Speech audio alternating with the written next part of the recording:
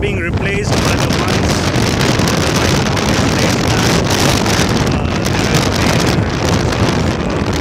many wildlife dying because of the smaller windmills.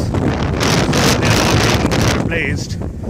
On a good day you can see all the way up to the Sierra Nevada, but what you see as a dark line there because of the heat today, there is a spare the air advisory. That means the smog from the Bay Area collects over the Central Valley, and that leads to that kind of a pollutant blanket over the Central Valley, which has bad air quality on such days.